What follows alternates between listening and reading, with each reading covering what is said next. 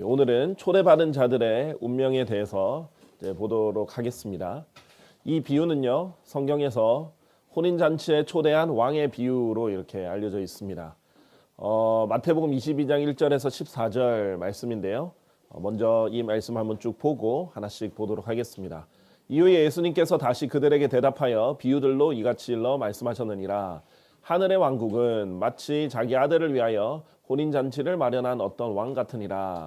그리하여 그가 자기 종들을 파견하여 결혼식에 초대받은 자들을 불렀는데 그들은 오려고 하지 않았느니라.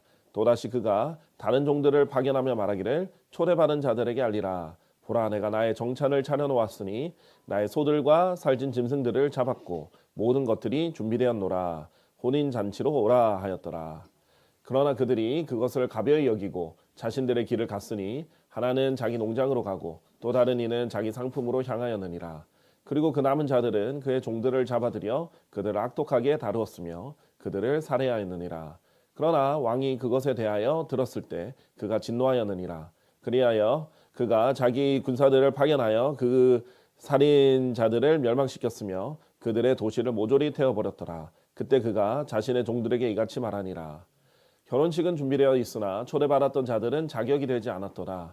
그러므로 너희는 대로들로 가라. 그리고 너희가 발견하는 자들은 다 혼인잔치로 초대하라. 그렇게 하여 그 종들이 대로들로 나가서 그들이 발견하는 자들은 모두 나쁘든 선하든 다 한데 모았더라. 그러자 결혼식이 손님들로 채워졌더라. 그런데 왕이 손님들을 보려고 들어왔을 때 그가 거기서 결혼식 의복 한 벌도 갖추지 않은 남자를 보았노라. 그리하여 그가 그에게 말하기를 친구여, 그래는 어찌 결혼식 의복 한 벌도 갖추지 않은 채 여기로 왔는가 하니라. 그러자 그는 말문이 막혔더라. 그때 왕이 그 종들에게 말하기를 그의 손발을 묶고 그를 데리고 나가서 바깥 어둠 속으로 그를 던지라. 거기에는 울며 이를 가는 일이 있으리라 하였더라. 이는 부름을 받은 이들은 많으나 선택된 자들이 거의 없기 때문이라 라고 하셨습니다. 자, 우리 이제 이 부분들 왕이 혼인잔치로 자기 아들의 혼인잔치로 사람들을 초대하는 장면이고 사람들이 어떻게 반응하는가에 따라서 그 초대받은 사람들 운명이 나눠지는 장면이죠. 어떻게 보면 교훈적으로는 많이 들어본 부분도 있을 것입니다.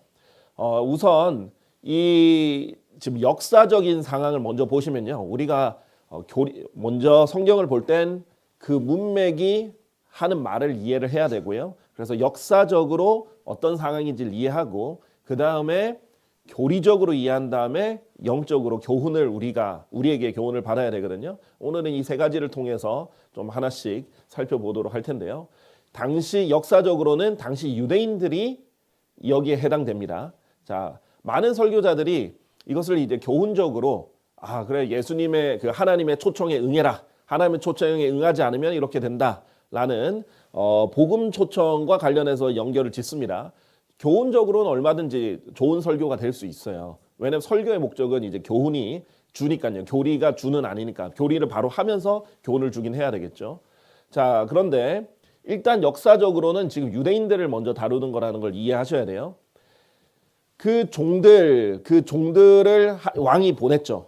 여기서 왕은 누구겠어요? 우리가 이제 계속해서 왕이 등장하면 우리 지난 시간에도 그렇고 하나님 아버지고 아들의 혼인잔치는 예수 그리스도의 혼인잔치입니다. 자, 그러면 하나님 아버지께서 자기 종들을 보냈어요. 예언자들을 보내시기도 하고 성경 교사를 보내기도 하고 하나님께서 보내시기는 하는데 이 사람들이 그걸 받아들이지 않고, 원래 유대인들은 이 혼인잔치에 다 초대받은 사람들이에요.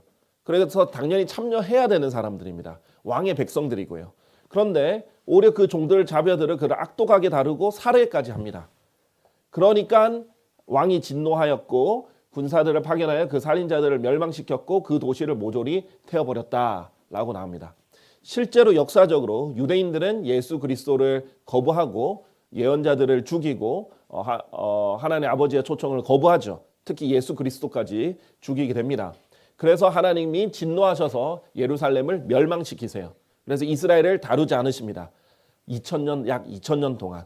그래서 예수님을 거부하고 난 다음에 얼마 지나지 않아 AD 70년에 로마의 티투스 장군에 의해서 예루살렘 완전히 멸망을 하죠. 그리고 예수님을 거부한 그 세대들은 다 심판을 받습니다. 자, 그리고 2000년이 나중에 지나서야 겨우 유대인들이 다시 하나님께서 다루기 시작하시는 거죠. 자, 일단 역사적으로 예수님의 초림 때 예수님을 거부한 사람들을 다룹니다. 그런데 여기에서만 또 국한되지 않아요. 그 뒤에 이어서 가는데 그 부분이 이제 교리적으로 봐야 될 텐데, 일단 우리 성경 해석학 보면 세 가지 적용의 법칙이 있죠. 모든 구절은 세 가지 적용점이 있다. 역사적, 교리적, 영적 적용. 이걸 교훈적 적용이라고도 하죠. 이것이 역사적 적용이 먼저 이루어져야 되고요. 그 다음에 교리적으로, 보통 성경의 교리적 적용은 예언과 관련돼 있을 때가 많습니다. 성경의 예언의 책이고 아직도 약 75%의 그 구절들이 미래를 향한 것이기 때문이죠. 그래서 교리적으로나 예언적으로 잘 파악해야 돼요. 그래서 성경을 잘 이해하려면 구약의 예언서들을 잘 봐야 됩니다. 그런데 일반 교회들은 예언서들을 잘 보지 않죠. 잘 이해하지도 못합니다. 그렇게 되면 성경의 많은 부분을 이해를 못하고 교리적으로 이해 못하고 넘어가는 거예요. 그런 다음에 이제 자기에게 원리를 잘 교훈적으로 적용할 수 있는 것입니다. 자, 그런데 일단 교리적은 나중에 보고요. 영적으로, 교훈적으로, 일반적으로 많이 어떻게들 하냐면 이제 복음으로 어린 양의 혼인식이 오라고 초청할 때 나타나는 이제 여러 가지 반응들을 보고 이제 예수님을 믿고 그 혼인잔치에 참여하라, 이런 식으로 적용합니다. 자, 교훈적으로는 좋은 교훈이에요. 왜냐하면 하나님이 정말 우리를 초대하고 계시고 우리는 그 초대에 응해야 되고 하나님의 부르심에 응해야 되기 때문입니다. 자, 실제로 요한계시록 19장 6절에서 9절을 보면요, 어린 양의 혼인 잔치가 나와요. 그런데 이 어린 양이 누구예요? 대문자 어린 양입니다. 우리 이제 성경, 인쇄된 성경에서 보면 이것이 굵은 표시로 돼 있죠. 예수 그리스도입니다. 그렇죠? 예수 그리스도는 하나님의 어린 양으로 제시되지 않습니까? 그래서 예수 그리스도의 혼인 잔치가 실제로 계시록 19장에 있을 겁니다. 그래서 할렐루야, 이는 전능하신 주 하나님께서 통치하시기 때문이라. 우리가 반가워하고 크게 기뻐하며 그분께 종기를 돌리자. 이는 어린 양의 혼인 잔치가 이르렀고 그분의 아내가 그녀 자신을 준비하였기 때문이라. 그리고 그녀가 정결하고 희고 고운 아마포로 차려입혀지도록 그녀에게 허락되었더라. 이는 고운 아마포가 성도들의 의이기 때문이라. 그리고 그가 나에게 말하기를 어린 양의 혼인 만찬 서퍼로 부르심 받은 자들은 복되도라라고 기록하라. 이렇게 되어 있습니다. 자, 그러니까 얼추, 자, 교훈적인 것을 넘어서서 교리적으로 잘못 적용하는 사람은, 그러니까 교훈을 너무 강조하다 보면, 교리적인 것을 먼저 안 배우고 교훈을 강조하다 보면 실제로 일반 교회를 다니는 성도님들, 뭐 기성교회를 다니는 성도님들은 이게 그냥 교리적으로 그냥 그리스도인들에게 적용된다라고 생각하는 분들이 많아요. 아, 그래, 우리가 혼인잔치에 참여를 해야지. 아, 여기에 옷을 입고 있네? 그럼 나도 옷을 입고 가야지. 아까 옷을 입지 않은 사람이 쫓겨난 것을 보셨죠? 이렇게 적용을 합니다. 그러니까 성경은 대충 끼워 맞출 수 있어요. 그런데 교리적으로 하나하나 보면은 전혀 그리스도인들에게 한 말이 아닙니다. 그 부분을 이제 우리는 성경 공부이기 때문에 교리적으로 봐야 된다라는 것을 먼저 보도록 하겠습니다. 그래서 이런 것에 공통점을 가지고 교훈을 줄 때는 얼마든지 적용할 수 있다고 했어요. 그러나 교리적으로는 달라요. 자, 교회 시대의 복음을 전하는 것을 교리적으로 해석하면 여러 문제점이 이제 발생합니다. 자, 하나씩 이제 보면요. 아까 전에 그리하여 그가 그에게 말하기를 친구여 그대는 어찌하여 결혼식 의복 한 벌도 갖추지 않은 채 여기로 왔는가 하니라. 그러자 그는 말문이 막혔다. 그때 왕이, 하나님이 그 종들에게 말하기를 그의 손발을 묶고 그를 데리고 나가서 바깥 어둠 속으로 그를 던지라. 거기에는 울며 이를 가는 일이 있으리라. 자, 우리 자주 봤죠? 이 표현은 지옥에 던져지는 사람들에 대한 묘사고 표현이라고 우리가 자주 봤습니다. 자, 우리는 자, 보세요. 우리는 이제 어린 양의 혼인 잔치에 참여할 때 의복이 이제 잘 준비되지 않았다고 지옥에 던져지는 사람들은 아닙니다. 우리는 이제 아까 성도들의 아마포가 희고 고운 아마포가 성도들의 의라고 했죠. 우리가 구원받고 나서 잘 섬기면 그것을 이제 하나님께서 의로 인정해 주셔서 그걸 우리가 이제 영원히 반영될 옷으로 주세요. 그러면 우리가 수치스럽지 않겠죠, 영원 시대. 그러나 예수 그리스도를 믿고 나서 잘 섬기지 않은 사람들도 있어요. 그리고 뭐 믿고 나서 하나님 뜻대로 사는 게 아니라 정말 뭐 세상적으로 산다든지 그런 사람들도 있어요. 그런 사람들은 성도들의 의가 없으니까, 성도의 의가 없으니까 수치스럽게 되겠죠. 그리스도의 심판석에서 벌거벗은 그런 수치를 맞이하게 될 겁니다. 그렇다고 해서 이들이 지옥에 던져지는 것은 아니에요. 우리가 잘 알다시피 예수 그리스도를 믿고 구원받으면 이 교회 시대는 구원이 영원히 보장됩니다. 자, 그래서 교회 시대 교리로 적용을 교훈으로 적용하려다가 교리까지 가버리면 어떻게 돼요? 이런 구원을 잃어버릴 수 있다라고 생각하는 거예요. 그래서 실제로 알미니안주의자들, 이 구원을 잃어버릴 수 있다라고 생각하는 사람들은 구원받은 이후에 구원을 잃어버릴 수 있다고 이 구절로 주장을 합니다. 그러니까 이게 실제로 마태복음 이 22장이 실제로 많이 설교되는 본문이라서 더 많은 영향력이 있는 거예요. 그렇게 되면 많은 문제들이 생기겠죠. 결국은 행위로 구원을 유지하는 오류를, 그런 큰 잘못된 교리를 전파하게 됩니다. 그리고 자, 예복은 혼인잔치에 들어오기 위한 어떤 통행증 같은 거예요. 그런데 예복을 입지 않은 사람은 이제 불청객이 되는 거죠. 자, 보세요. 옷은 의와 관련돼 있습니다. 아까 전에 자, 계시록 19장 8절 얘기할 때 고운 아마포가 성도들의 의라라고 했죠. 옷은 의와 관련이 있습니다. 처음에 하나님께서 아담에게 가죽 옷으로 웃옷을 만들어 입히셨죠. 아담과 이브에게. 근데 아담은 원래 자기를 뭐로 옷을 만들었냐면 잎으로, 무화과 나무 잎으로 자기를 가렸던 옷을 만들었어요.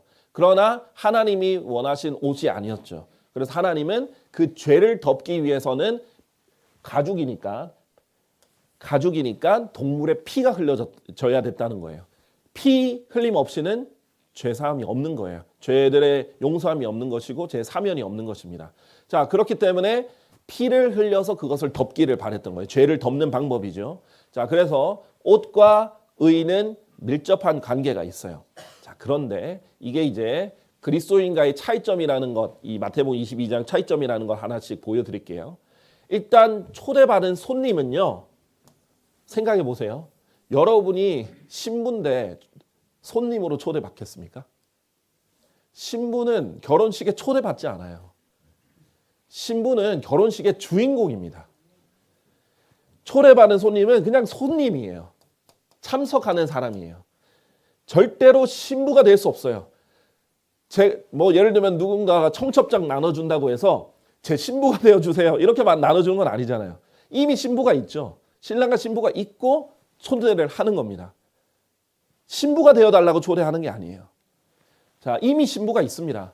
자, 요한복음 3장 29절에 보면 신부를 얻는 자는 신랑이라, 침례자 요한이 신부를 얻는 자는 신랑이다 하면서 예수님을 신랑에 표현해요. 그래서 그러나 서서 그의 말을 듣는 신랑의 친구는 자기를 친구에 비유합니다. 친구는 초대받은 사람이죠. 이제 결혼식에 초대받은 사람으로서 신랑의 친구로서 기뻐해 주는 사람입니다. 신랑의 목소리를 대단히 크게 기뻐하는도다. 자, 그래서 예수 그리스도가 신부를 얻는 것이고요. 이 유대인인 침례자 요한은 교회 시대 사람이 아닙니다. 그렇죠? 예수님 십자가 전까지의 사람이에요. 그래서 하나님께서 시대를 구분할 때 침례자 요한까지라라고 말한 부분이 많이 있어요. 그래서 침례자 요한은 십자가 전까지의 사람입니다. 자, 그래서 이 유대인들, 그리스도인들이 아닌 유대인들이 여기에 특히 이 혼인 잔치에 참여하는 부분을 이제 볼 수 있는데요. 심지어는 이 초대받은 사람들 중에 쫓겨나는 사람 친구도 되지 않는 거죠. 자, 그런데 아내는 누구냐? 교회죠, 교회. 예수 그리스도의 신부는 누구예요? 교회죠. 남편들아 너희 아내들을 사랑할지니, 남편과 아내 문맥에서 그리스도가 교회를 사랑하는 것을 등장을 하죠. 그리고 그분께서 교회를 성결하게 구별하시고 말씀에 의한 물의 씻음으로 정결하게 하시며, 그분께서 교회를 점이나 주름이나 그런 것 조금도 없는 영광스러운 교회로 자신에게 제시하게 하시며 오직 그것을 거룩하고 흠없게 하려 하심이라. 이와 같이 남자들, 이와 같이 예수님께서 교회를 자기 아내로서 이렇게 정결하게 한 것처럼 남자들은 마땅히 자신들의 아내들을, 즉 자신의 몸같이 사랑해야 하리라, 이렇게 얘기를 합니다. 자, 그래서 이 에베소서 5장 9절 쭉 보면 하나님이 교회를 신부로 여기신다라는 것을 아주 명확하게 돼 있죠. 자, 이런 까닭에 남자는 자기 아버지와 어머니를 떠날 것이요 자기 아내와 결합할 것이니 그들이 둘이 한 육체가 되리라. 이것은 하나의 위대한 심이라. 그러나 나는 그리스도와 교회에 관하여 말하는 것이라.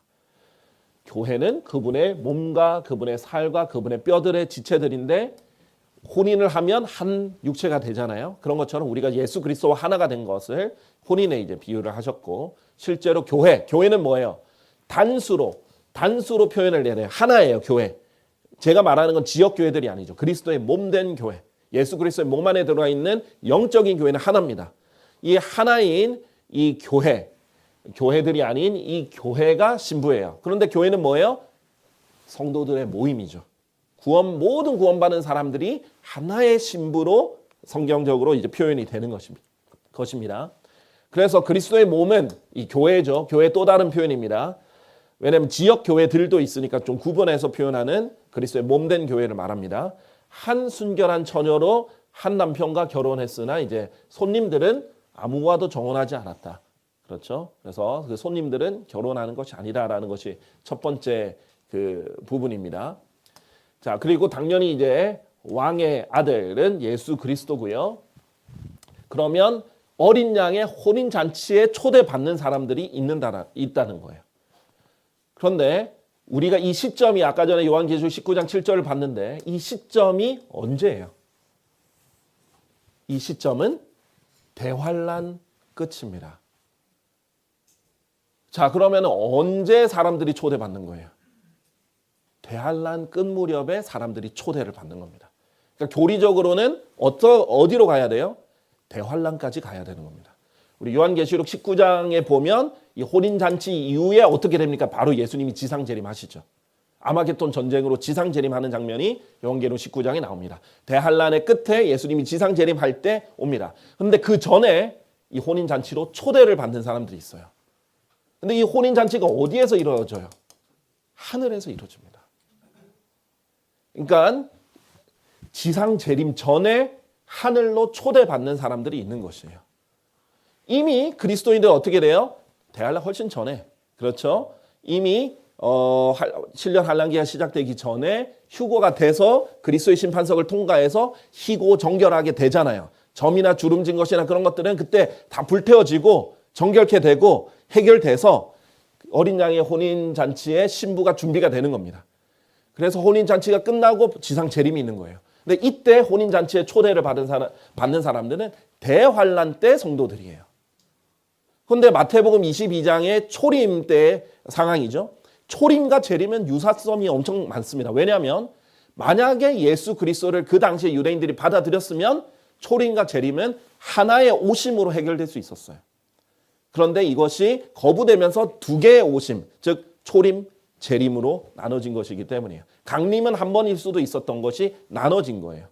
자, 그래서 이 혼인잔치 역사적으로는 사실 교리적으로도 초림 때 다 적용될 수 있었던 부분인데 연기가 되면서 결국 최종적 성취는 재림이 되는 것입니다. 성경에 그런 부분이 많죠. 이것을 바로 성경의 이중 적용이라고 해요. 보통 예언이 이중 적용, 삼중 적용이 많습니다. 왜냐하면 초림 때 부분적으로 이루어졌던 게 재림 때 완전히 이루어지거든요. 자, 성전이 예를 들면 그랬죠. 성전 파괴 여러 번 됐죠. 그러나 성경이 말하는 주의 날에 성전 파괴를 예언한 거는 결국 뭐였어요? 예수님이 지상 재림하기 전에 이제 성전 파괴가 되는 그 부분을 가르치는 거예요. 그게 직접적인 것이고요. 그다음 성전이 재건되죠. 그래서 이 네부카드네자르가 부순 성전이 부분적으로 이스라엘이 잠깐 땅으로 돌아왔을 때 재건이 됐었어요. 느헤미야 때. 그런데 어떻게 됐어요? 그것은 부분적이었고 결국 예수님 때 거부하니까 그 성전도 파괴되고 근데 나중에 예수님이 직접 다시 지으실 거예요. 천년 왕국 때는 예수님이 직접 지으시는 성전이 있습니다. 그게 에스겔서 40장에서 48장에 나오죠. 이런 식으로 예언의 이중 적용이 나오는데 특히 초림과 재림이 간격이 벌어지면서 연기가 되면서 자주 일어나는 현상입니다. 자, 그래서 이제 왕은 하나님이고 하나님의 아버지고 아들은 예수님이죠. 하나님의 아들이신 예수님이고 신부는 교회예요. 근데 이제 초대받은 자들은 이제 환란 성도들입니다. 환란 성도들이기 때문에 연결되는 교리적인 특징이 있습니다.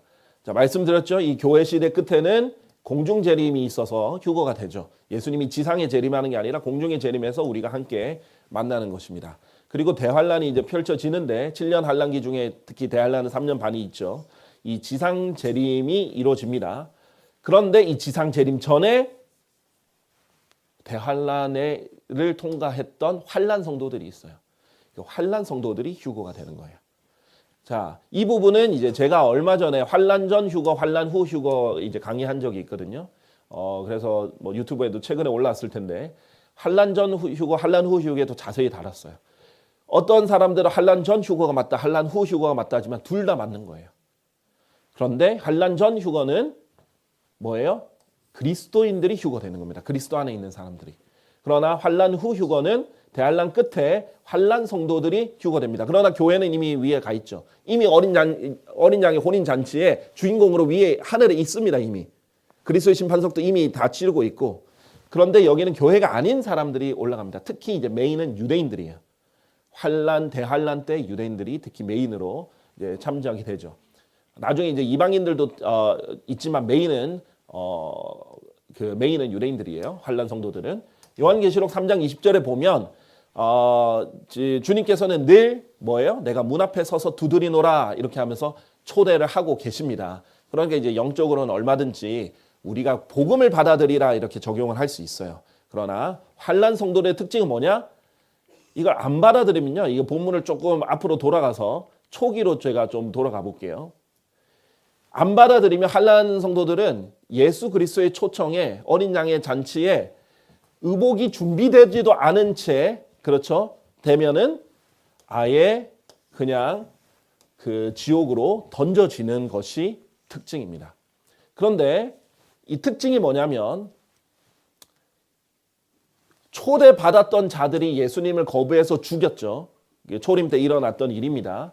그런데 그 다음에 그 종들이 대로로 나가서 그들이 발견하는 자들은 모두 나쁘든 선하든 다 한데 모았습니다. 그러자 결혼식이 손님들로 채워졌습니다.